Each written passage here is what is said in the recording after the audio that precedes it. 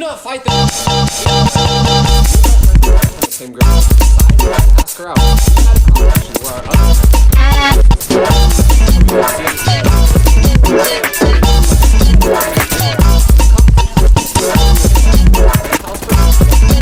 idea how to get now because I had no idea. Within like 30 minutes I started to get really angry and red. So I was freaking out even more because I was alone and I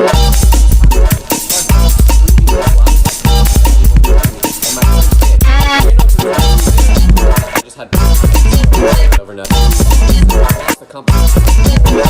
Asked this girl out. So I basically got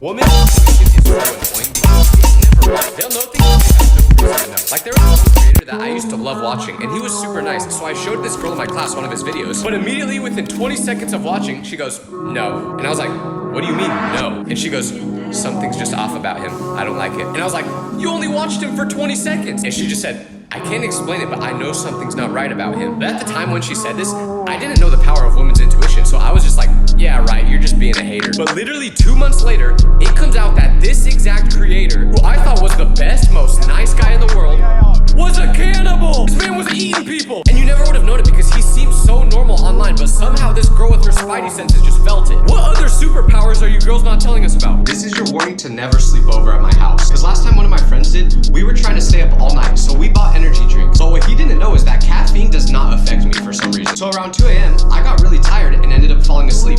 But the next morning, when I woke up, I heard a noise that sounded like a pig in my room. So I looked to my left, and I see my friend laying there on the floor snoring. But the worst part is, he didn't have a blanket, pillow, nothing. Because I was so tired that I fell asleep without remembering to get him any of that. I felt so bad because I thought he must have been super uncomfortable. But that night, we ordered a pizza. So you know what he did? He used the pizza box as a blanket. I thought about waking him up to give him a pillow or something, but honestly, he looked like he was having the best sleep of his life.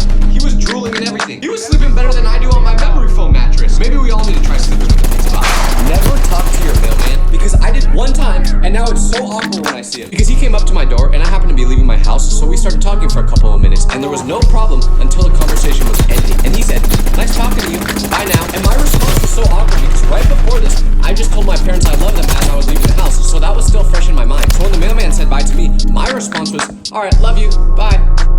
I didn't mean to say I love you, I said it out of habit, but it's ruined my life now because every time I see the mailman walking in my neighborhood, if he makes eye contact with me, he literally turns around and walks the opposite way, or he makes sure to go on the exact opposite side of the street so we're not close to each other. So I know he's avoiding me. So to my mailman, if you're watching this, please stop avoiding me, bro. It was an accident. I need my mail. Nobody talks about how different guys act when they're in front of girls. Because I had this friend that lived in a different state, so I never met his girlfriend until I went to visit him. And before this, he was always really nice, and he was never the type of guy to make a joke about you. But when his girl was there, all of a sudden, it felt like I was at my own roast session. Like my shoes were a little bit dirty, so he was like, bro, you just come back from the coal mines or what? And then he would look directly at his girl to see if she laughed. And I know some people may say, oh, he's just making some friendly jokes.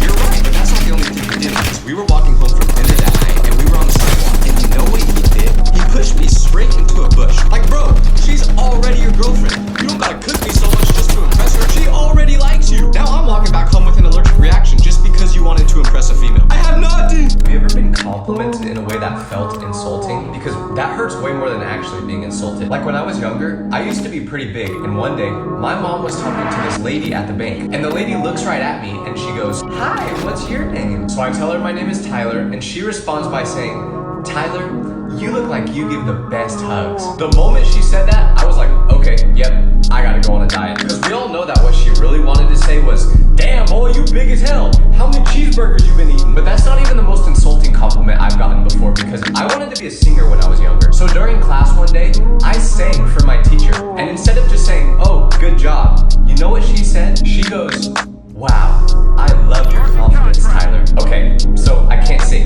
got it. Like, just be honest with me. I can take it. I mean, I may cry later, but I can take it. This is your warning to never forget to lock your doors when you go to bed at night. Because the other day, I was laying down around 1 a.m. and I thought I heard a sound in the living room. But that didn't make any sense because no one else else was home, so I was like, whatever, it's probably nothing. But then I hear another noise and it's even louder, so I'm like, okay, something's definitely out there. But I'm not Batman. I don't want to go out there if someone dangerous broke into my house. So I stay in bed and pull my blanket up to protect myself. But then a couple minutes later, I get a notification that something was moving in my backyard. So I look at the camera, and you know what I see? A skunk just walking around. Apparently, I must have forgot to shut the doggy door in our backyard, and the skunk went through it into our house looking for food. I'm glad I never left my room to see what was out there though, because I ain't beating a skunk in a fight. That thing would probably just fart on me and I'd cry.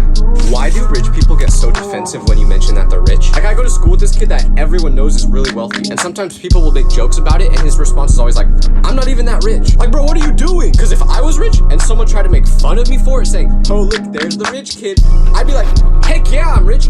I'm super rich. I would be flexing on him. Trust me, there's a lot of things that I'm insecure about, but being rich would not be one of them. Nobody talks about how fun it is to help your friend get over a breakup. Because last year, this girl broke up with my friend, and the day after the breakup, he texts me and a couple other guys and says that he wants to hang out. So we go to his house, and he says, come on, get in the car. So I ask where we're going, and he says to the barber. But this guy has hair that goes down to his shoulders, so he never gets haircuts. And without telling us, he gets a mohawk with green spikes. He asks us how it looks, and we say it looks awesome. So he's like, great, that's exactly what I was going for. But then the whole drive home, he just had his music on in the car full blast, and he literally sticked his head out the window and was screaming the lyrics. He definitely swallowed like 5 flies, but hey, everyone gets over breakups in their own way.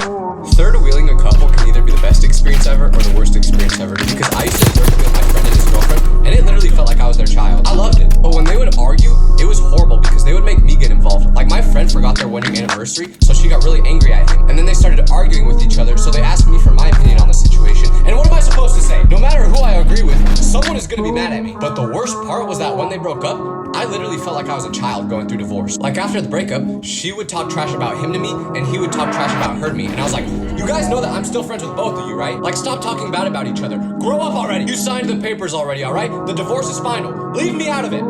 This is your warning to not be friends with tall people, because I used to be friends with someone that was like 6'7", and if you have a friend that's really tall, then you know that they will make fun of your height, even if you're not short. Like, when I would hang out with him, even though I myself am also above average height, when I was standing next to him, everyone would joke that I was 4'11". Do you know how short 4'11" is? Danny DeVito is 4'11". Also, he would always call me a little munchkin, and I don't know about you, but I am way too insecure to be called that. But the worst part was that sometimes he would use my head as an armrest, and at this point I was like, alright, I can't take this disrespect anymore. I need to do something. And then I had an idea.